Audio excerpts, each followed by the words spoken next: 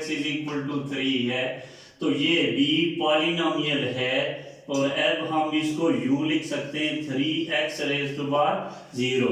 तो this is a polynomial function with degree 0। तो every constant function is a polynomial with degree 0। तो every 0 is also a constant. Okay, every non-zero constant is a polynomial with degree 0, but f of x is equal to 0, ये non zero नहीं बल्कि zero constant है, तो zero भी एक constant है। तो zero is a polynomial with degree. अब क्या इसकी डिग्री होगी ये देखना पड़ेगा। इसकी डिग्री आर्बिट्ररी होगी। आर्बिट्ररी कैसे? फर्ज करें आप इसको f of x is equal to 0 into X raise to power 0 भी लिख सकते हैं, 0 into X raise to power 1 भी लिख सकते हैं, 0 into X raise to power 2 भी लिख सकते हैं, 0 into X raise to power n। तो ये बेसिकली कहीं पर जब हम दो एक्सप्रेशन पॉलिनोमियल एक्सप्रेशन को ऐड करते हैं तो उस सूरत में हम दूसरे पॉलिनोमियल के लिए जो ऐड कर रहे होते हैं, जो मिसिंग टर्म्स होती है सेम डिग्री के लिहाज से, तो उनके साथ हम 0 into X raise to power something लिख लेते हैं। तो ये इसका मतलब ये होगा कि ये आपके पास इसकी जो डिग्री है वो क्या होगी? आर्बिट्ररी डिग्री होगी। तो every non zero constant is a polynomial with degree 0, but 0 is the polynomial with arbitrary degree. तो यहाँ पर ये जो q ऑफ x है ये 0 नहीं होना चाहिए। अब q ऑफ x 0 ना होने का मतलब क्या है कि अब चूंकि इसकी जो डोमेन ये सिंगल वेरिएबल फंक्शन ही है, तो इसके लिए ऑब्वियसली इसकी जो डोमेन होगी वो आपके पास क्या होगी? Domain of f set of real number ही होगी।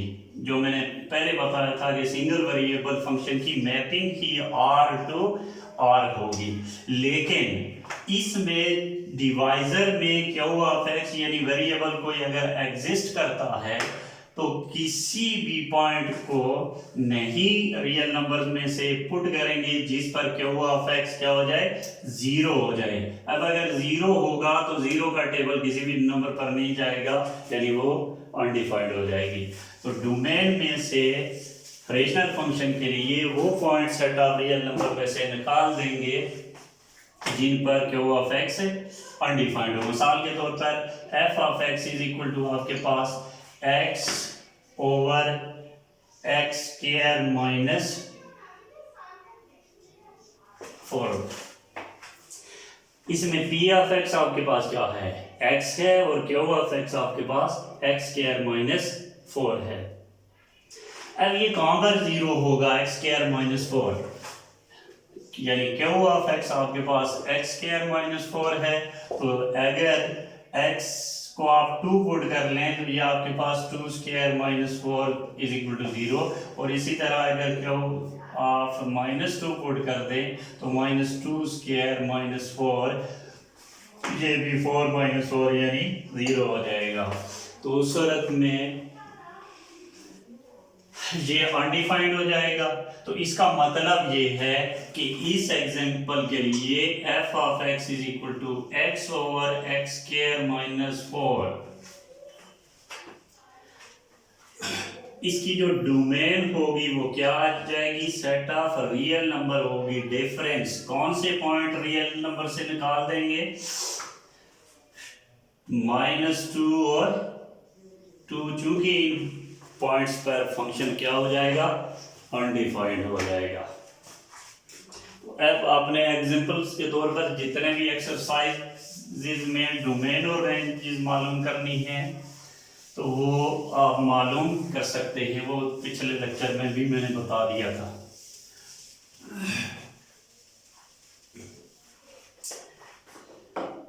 अच्छा जी, ये तो किस में थे? अलजेब्राइक फंक्शंस में से आपने पॉलिनोमियल फंक्शन पढ़ा, linear function, identity function, rational function, constant function. अब है ट्रांसेंडेंटल फंक्शंस। ट्रांसेंडेंटल फंक्शंस में से सबसे पहले ट्रिग्नोमेट्रिक फंक्शंस। इनको ट्रांसेंडेंटल फंक्शंस क्यों कहते हैं, ये आप जाकर दूसरे चैप्टर में जब किसी फंक्शन की सीरीज बनाएंगे, मैक्लॉरिन सीरीज एक्सपेंशन या टेलर सीरीज एक्सपेंशन, उसमें देखेंगे कि जब हम किसी फंक्शन को in terms of polynomial express करते हैं तो उसकी इनफिनिट सीरीज बनती है। ठीक, तो ट्रांसेंड होता है जिसकी कोई हद ना हो, तो इसी निस्बत से हम इन फंक्शंस को ट्रांसेंडेंटल फंक्शंस कहते हैं। ये आगे उसके साथ में जाकर वजाहत करूंगा। ट्रांसेंडेंटल फंक्शंस में तमाम ट्रिग्नोमेट्रिक फंक्शंस, तमाम इनवर्स ट्रिग्नोमेट्रिक फंक्शंस, तमाम hyperbolic functions, inverse hyperbolic functions, logarithmic functions, exponential functions, ये सारे के सारे ट्रांसेंडेंटल फंक्शंस में आते हैं। उसमें से आपके पास क्या है, ट्रिग्नोमेट्रिक फंक्शंस। अब ट्रिग्नोमेट्रिक फंक्शंस में f of x is equal to sin x, f of x is equal to cos x, f of x is equal to cosecant x, f of x is equal to secant x, f of x is equal to tan x और f of x is equal to cot x।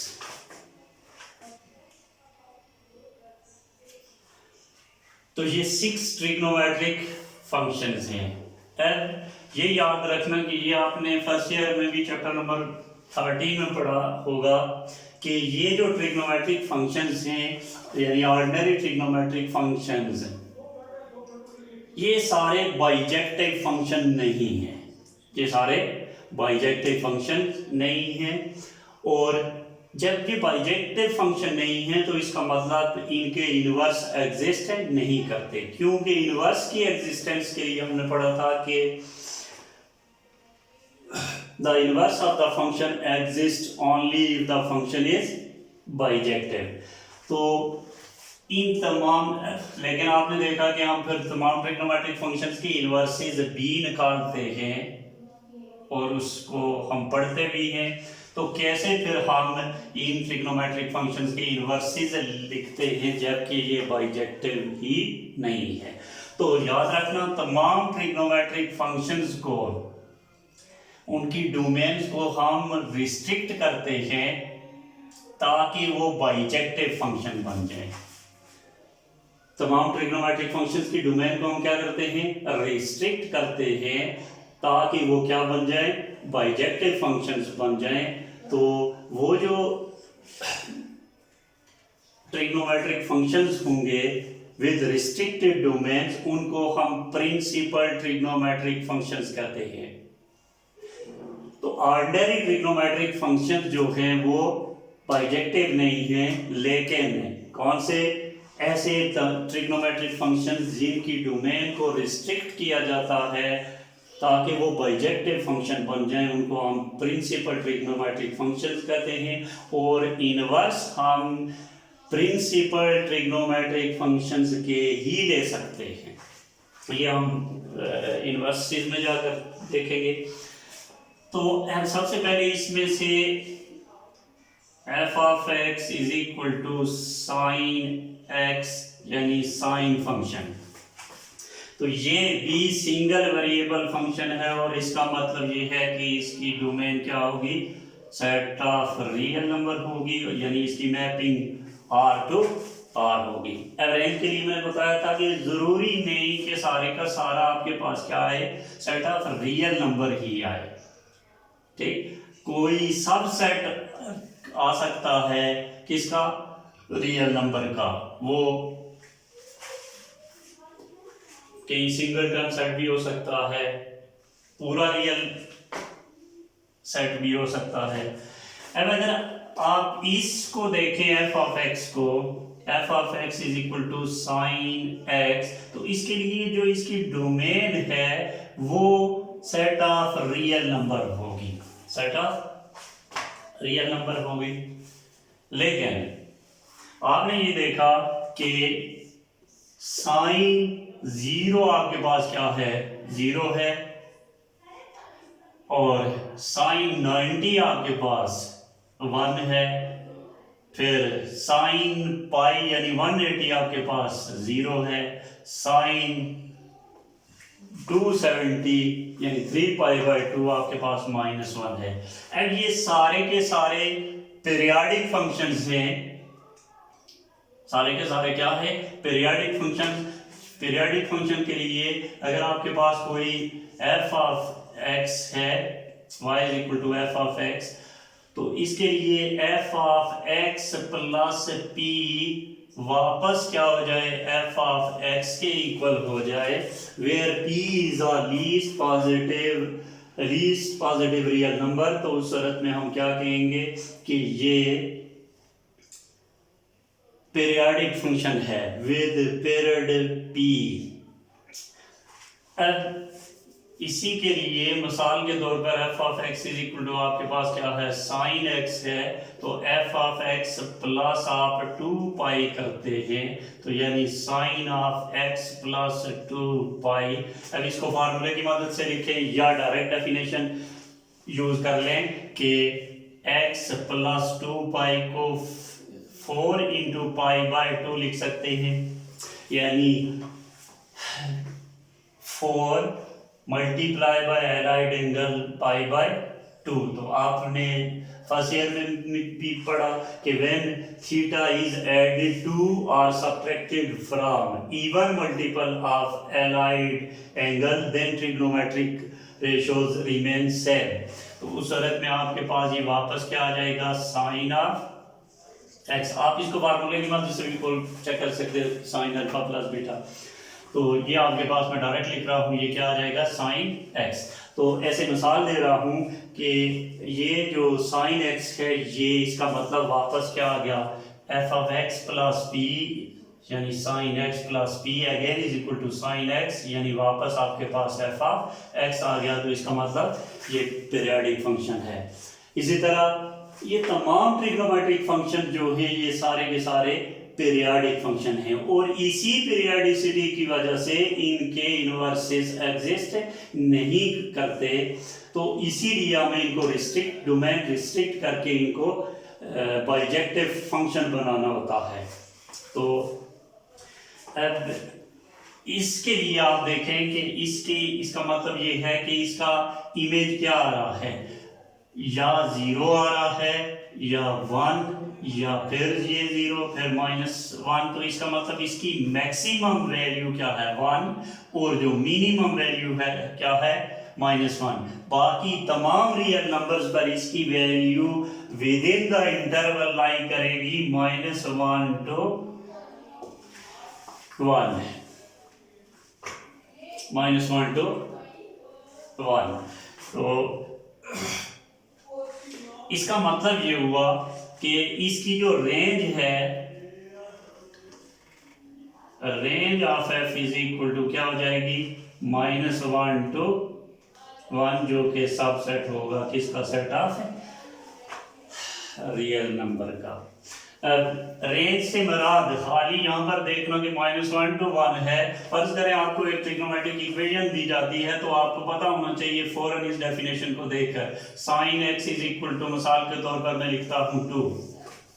तो mathematician ये देखकर ही बता देगा कि ये statement गलत है, क्योंकि इसकी जो मैक्सिमम वैल्यू आती है वो 1 आती है। तो किसी भी रियल नंबर पर साइन फंक्शन अप्लाई करें तो वो कभी भी 2 जनरेट नहीं करेगा। तो अब ये हो सकता है sine x is equal to से 1/2, 0.5, 0.78, यानी जो भी होगी वैल्यू इसकी -1 to 1 होगी, इंक्लूडिंग -1। ये मैंने क्लोज इंटरवल लिखा है, -1 1। तो अब इसकी जो डोमेन और रेंज, इसको मैं आसान कर देता हूँ यूं के दोनों को एक साथ लेकर चलता हूँ। F of x is equal to sine X और F of x is equal to cos X. तो इन दोनों के लिए इनकी डोमेन जो है वो रियल नंबर होगी, ठीक, और जो रेंज होगी वो -1 to 1 होगी। cos ऑफ x के लिए यानी कोसाइन फंक्शन के लिए भी आप देखेंगे तो x जब 0 होगा तो cos ऑफ 0 1 π/2,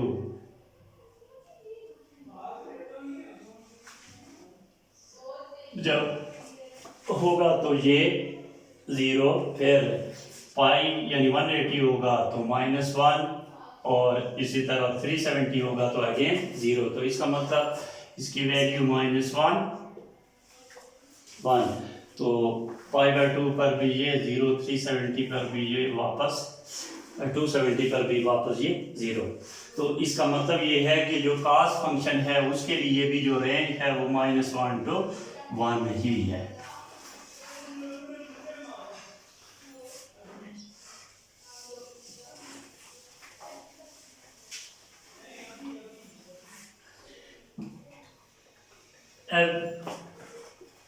इनमें से किसी एक के लिए आप देख लें कि f of x is equal to sine x के लिए अगर मैं इसका ग्राफ देखना चाहता हूँ तो ये मैंने पहले बताया था कि कैलकुलस के अंदर हम तमाम जो पाथ ऑफ मोशन डिस्कस करते हैं।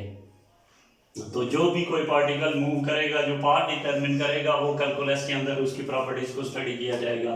तो इसका मतलब ये simple f of x is equal to sine x basically किसी पाथ को ही रिप्रेजेंट करता है। वो पाथ कौन सा है? अगर इसके लिए मैं कोई पार्टिकुलर वैल्यूज ले लूँ तो ये आपके पास क्या है कि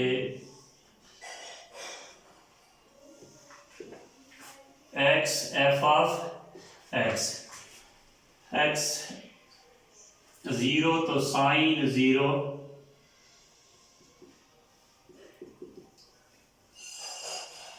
0, फिर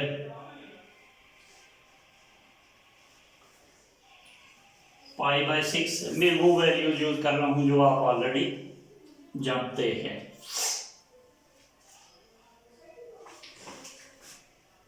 और अगर ये भी नहीं जानते तो इसके लिए भी सादा सी एक टेबल आपको पता होना चाहिए कि ये हम डायरेक्टली कैसे मालूम कर सकते हैं।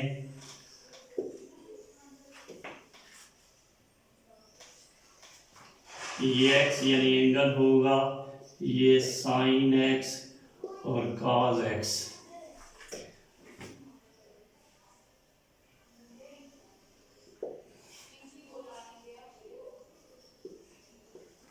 π/6 यानी 30, π/4 यानी 45, π/3 यानी 60 और π/2 यानी 90।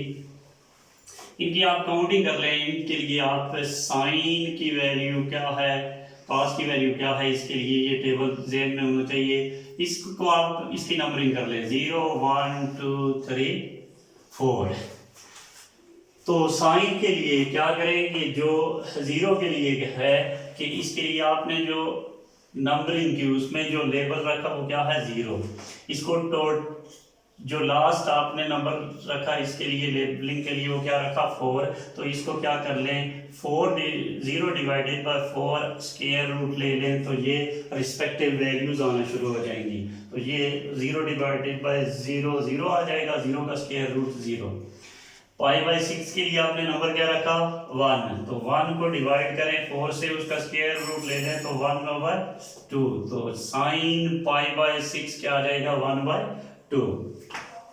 इसी तरह साइन π/4 मालूम करने के लिए उसका आपने लेवल क्या रखा 2 divided by 4 under the root which is equal to 1/2 under the root which is equal to 1/2 under the root. इसी तरह 3/4 के लिए 3/4 under the root is equal to 3 under the root by 2, और पाई बाय 2 के लिए 4/4 under the root which is equal to आपके पास क्या आ जाएगा 1। तो अब गाज के लिए यही नंबरिंग इधर से स्टार्ट कर ले, 0 1 2 3 4, या इसी का आप क्या कर लें रिवर्स प्रोसेस में इसको लिख लें, तो ये आ जाएगा 1 3 under the root by 2 1/2 under the root 1/2 और 0। ये टेबल जो वेल नोन वैल्यूज है उनके लिए।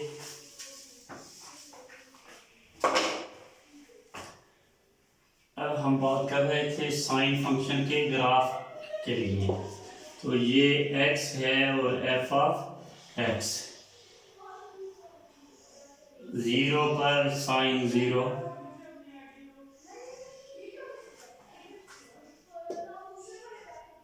π/6 पर 1/2, इसी तरह π/4 पर 1/2 अंडर द रूट, π/3 पर 3 अंडर द रूट बाय 2, π/2 पर आपके पास क्या आ जाएगा 1।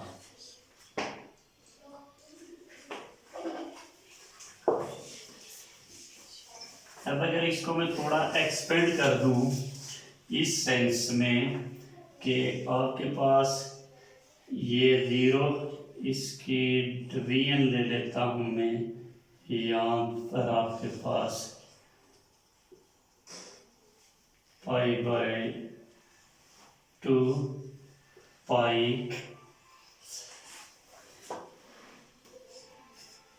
3π/2 फिर 2π अप टू 100। तो साइन 0 0, और ये π/2 पर जाएगा क्या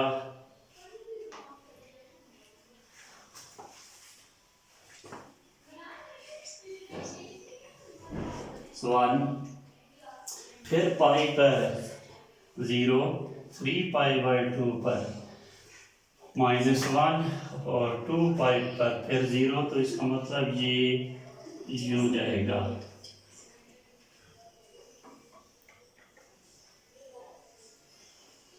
इसी तरह इसकी यूं ये वेव बनना शुरू हो जाएगी। तो ये बेसिकली क्या है, ये इसका साइन फंक्शन का ग्राफ होगा। तो ये बेसिकली वेव है, यानी इसको हम साइन वेव कहते हैं।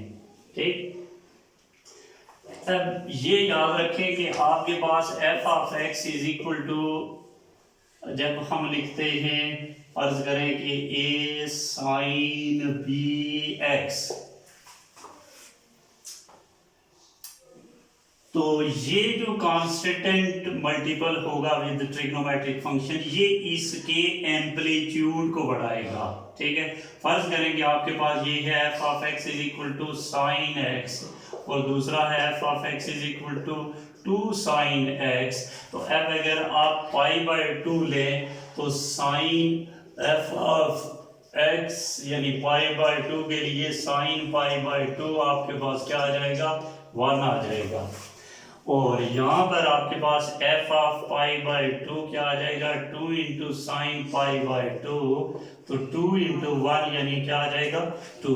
अब ग्राफ क्या हो जाएगा, इसके लिए π/2 पर क्या था 1 था, और ये है साइन x के लिए, और अब π/2 पर क्या है 2 है। तो इसका मतलब ये ग्राफ यूं जाएगा, यानी आपने क्या किया, इसका एम्पलीट्यूड बढ़ा दिया। तो किसी भी ट्रिग्नोमेट्रिक फंक्शन के लिए f of x is equal to, ये जो कांस्टेंट आप मल्टीप्लाई करते हैं विद ट्रिग्नोमेट्रिक फंक्शन, ठीक, यहाँ पर मैं साइन x की बात कर रहा हूँ, साइन x, तो ये अफेक्ट करता है उस ग्राफ के लिए उसका एम्पलीट्यूड है। अब इसकी निस्बत अगर आप 1/2 ले लेते 2 की बजाय, तो ये क्या आ जाता ग्राफ इसका एम्पलीट्यूड रिड्यूस हो जाता। और अब ये f of x is equal to, जबकि ए साइन बी एक्स है, इसमें इसके आर्गुमेंट में जो बी कांस्टेंट आ रहा है ये इसकी फ्रीक्वेंसी को अफेक्ट करेगा, यानी ये इसका एम्पलीट्यूड इस वेव के लिए, और ये अफेक्ट करेगा किसको, इसकी फ्रीक्वेंसी को। अब इसी तरह कॉस फंक्शन का आप ग्राफ देखेंगे तो आप कुछ वैल्यूज इसी तरह लेकर आप उसको चेक कर सकते हैं। वो क्या आ जाएगा कि 0 पर 1 स्टार्ट, उसका क्या हो जाएगा, यूं हो जाएगा।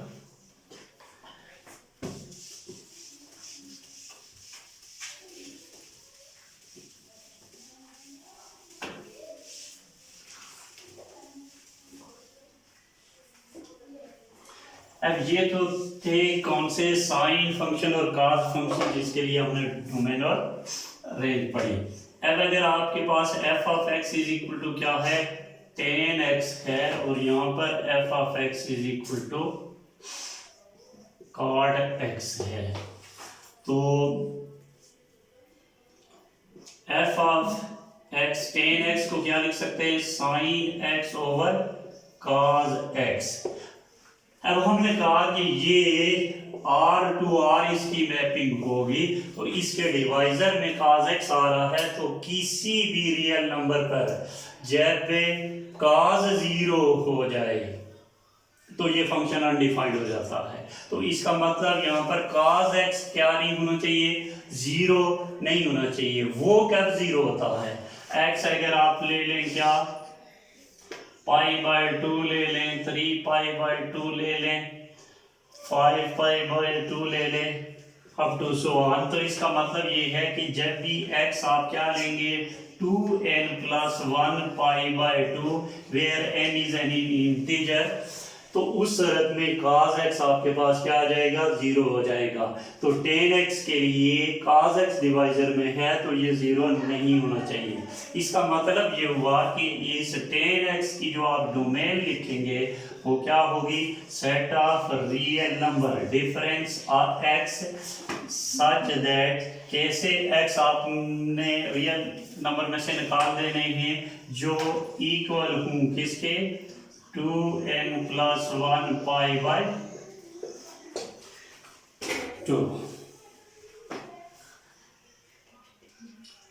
और इसी तरह cot x के लिए f of x is equal to, अगर cot x है तो आपके पास क्या आ जाएगा, cos x over sin x, और यहाँ cot x के लिए sin x जो है ये 0 नहीं होना चाहिए। और ये 0 कब होता है, sin x is equal to 0, और x इज इक्वल टू 0 ले लें, x इज इक्वल टू पाई ले लें, x इज इक्वल टू 2 पाई ले लें। इसका मतलब ये है कि जब भी x is equal to n pi होगा, x is equal to n pi, यानी n 0 हो जाए तो 0, n 1 2 3 या इसी तरह नेगेटिव इंटीजर भी हो सकता है।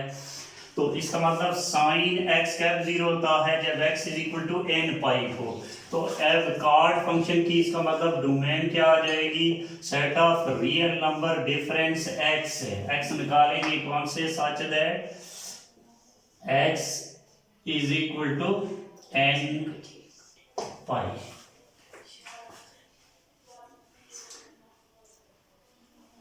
और अब इसी के साथ आप देख लें किसको, और इन दोनों के लिए cot और sin, cot और tan के लिए दोनों की जो रेंज होगी वो क्या होगी, सेट ऑफ रियल नंबर।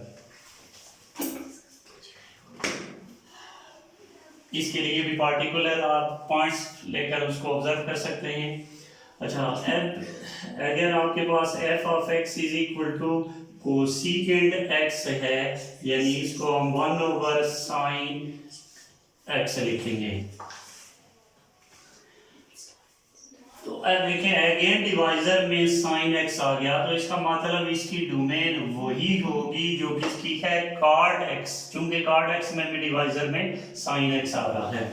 तो अब आपके पास क्या आ जाएगा कि कोसिकेंट एक्स की जो डोमेन होगी वो क्या आएगी, आर डिफरेंस एन पाई, या इसको यूं भी लिख सकते हैं X such that X is equal to N पाई।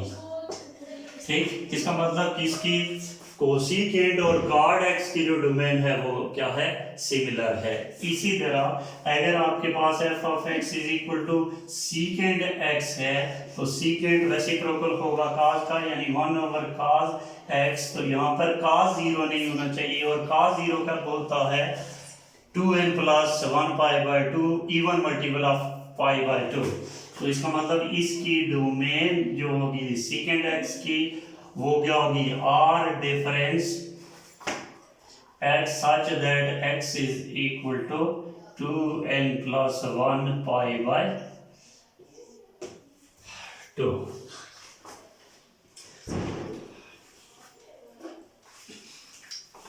और इन दोनों की रेंज के लिहाज से एक खुसूसियत है वो आप देख लें कि आपके पास अगर f of x is equal to secant x है तो ये क्या आ जाएगा, 1/cos x। अब इसकी ये cos x से डिवाइजर में आ रहा है तो हम देखते हैं कि cos x का आउटपुट क्या आता है, यानी cos x के लिए आपने कहा कि इसकी रेंज क्या होगी, -1 to 1। इसका मतलब ये है कि सीकेंड की जो इमेज है वो डिपेंड करेगा किस पर, cos x पर। तो cos x है -1 to 1, अब 0 पर से के 1 आ जाता है, पाई पर -1 आ जाता है। इसका मतलब सीकेंट एक्स -1 भी आ सकता है और 1 भी आ सकता है। लेकिन अगर cos with in the interval -1 to 1 आ जाए, से के cos x आपके पास 1/2 आ जाता है, cos x is equal to 1/2। तो इस सूरत में आपके पास सीकेंट x क्या आ जाएगा, 1/1/2, यानी आपके पास क्या आएगा, 2। तो अब कोई भी रियल नंबर जो आएगा इन बिटवीन -1 और 1, उसके लिए सीकेंट x जो है वो कभी भी इस इंटरवल में नहीं लाई करेगा, क्योंकि आप 1/x जब करते हैं तो अगर x बिलोंग करे किससे, -1 और 1, जिसको x मार लेस देन और इक्वल टू 1, तो उस सूरत में आपके पास 1/x कभी भी इस इंटरवल में नहीं लाई करेगा। अगर x लाई कर रहा है -1 और 1 के दरमियान तो 1/x जो है इस इंटरवल में नहीं आएगा। इसका मतलब ये हुआ कि सीकेंट x का जो इमेज आएगा वो क्या आएगा, सीकेंट x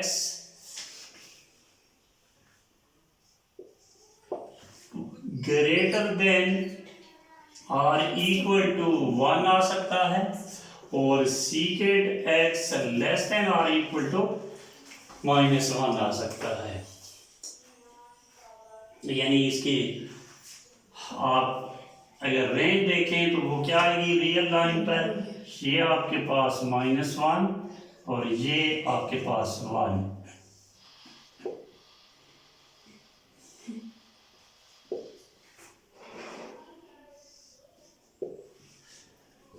तो इसका मतलब ये है कि इसको देखें तो -∞ to -1 यूनियन 1 to ∞, तो इसकी रेंज में ये इंटरवल शामिल नहीं होगा। और इसी तरह कोसेकेंड एक्स में भी एफ ऑफ एक्स अगर आपके पास कोसेकेंड एक्स आ जाए तो ये रेसिप्रोकल है साइन का, तो 1/sin x। तो सिमिलरली साइन एक्स की जो रेंज है आपने पढ़ी -1 to 1, तो इसका मतलब कोसेकेंड एक्स की जो रेंज है वो कभी भी -1 और 1 के इन बिटवीन लाई नहीं करेगी। तो उसके लिए भी कोसेकेंड और सीकेंड एक्स दोनों के लिए जो रेंज है वो क्या आएगी, ये सेम आ जाएगी। तो इसके रिलेटेड आप जितनी भी आपकी एक्सरसाइज है आप उसको चेक कर लें। तो आज इसके बाद एक और लेक्चर मैं आपके लिए शाम को सेंड कर दूंगा।